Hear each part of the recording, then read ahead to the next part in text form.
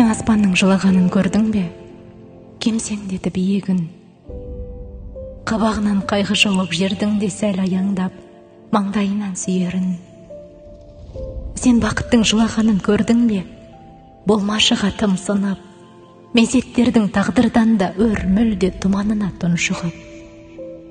Сен өлеңнің жылағанын көрдің бе?